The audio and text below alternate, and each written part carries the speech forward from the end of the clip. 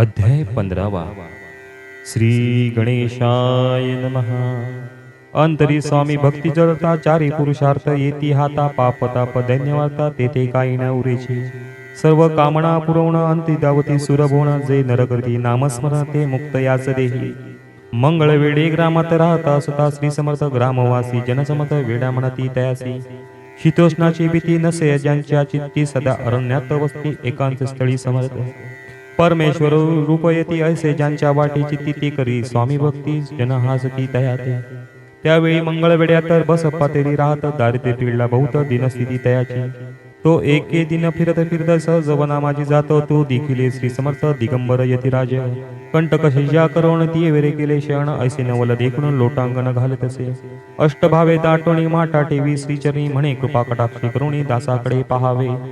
स्वामी चरणांचा स्पर्श होता ज्ञानी झाला तो तत्वता करजोणी स्तविता झाला बहुत प्रकारे पाहुण्या प्रेमळ भक्ती अंतरी संतोषली यती वरद हस्ते ठेविती तत्काळ मस्तिकी तयांचे बसप्पाचे श्रीचरण मन जले ते पासून राहू लागला निशिदिन स्वामी सानिध्य आनंदे मग बसप्पाची कांता ऐकुणी आईशी वार्ता करीतसे आकांता म्हणे घर बुडाले बसप्पा येता गृहाशी दुष्ट तरे बोले त्यासी म्हणले सोडले संसाराचे वेळ काय लागले परी बसप्पाचे चित्त स्वामी चरणी आसक्त जनापवाद न भीत नसे चाड कुणाची एके दिवशी अरण्यात बसप्पा स्वामी सेवा करीत तव झाली असे रात घोरतम दाटले चित्त जडले श्रीचरणी भीती नसे काही म्हणी दोन प्रहर होता रजनी समर्थ उठून चालले पुढे जाता समर्थ बसप्पा मागे चालत प्रवेश रे घोर अरण्यात क्रूर शापदे ओरडती परे बसप्पाची चित्ती न वाटे काही भीती स्वामी चरणी जडली होती देहभान नसेची तो समर्थे केले नवल प्रकट झाले असंख्य व्याल भूभ्याग व्यापला सकळ तेज अग्नी समान पाद स्पर्श सर्पा झाला बसप्पा बाणावरी आला अपरिमित देखला सर्प सोमोचो इकडे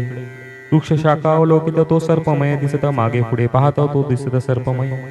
पाहुण्या ऐशी परी भयभीत झाला अंतरी तो तयासी मधुरत्तरी समर्थ काय बोलले भिऊ नको या समयी जितके पाहिजे तितके घेई न करी अनुमान काय दैव तुझे उदिले ऐसे बोलता समर्थ बसप्पा भय सोडीन त्वरित करी घेऊन अंगवस्त्र टाकी ती एका सर्पावरी गुंडाळोनी सर्पा त्वरित सत्र उचलून घेत तो सर्प झाले गुप्त तेजही नसते झाले ते दुनिया परतले सत्व कामाचे आले बसप्पा सहित बैसले समर्थ एका देवळी ते आपले अंगवस्त्र बसप्पा सोडून पाहत तो त्यात स्वर्णदिस सर्प गुप्त झाला ऐसे नवल देखून चकित झाला अंतकरणी माटा टेवी स्वामीचरणी प्रेमाश्रुणी वाहती त्यासी बोलिती यतीश्वर घरी जावे त्या सत्वर सुखी करावा संसार दारा पुत्रा पोषीची असो तो बसप्पा भक्त संसार सुख उपभूत रात्री श्री स्वामी त्यादरे इति श्री स्वामी चरित्र सारामृत नाना प्राकृता संमत सदा भाविक परितक पंचदशोध्याय गुडा श्री स्वामी चरणां परमस्तु श्रीरस्तु शुभं भवतु शुभं भवतु शुभं भवतु.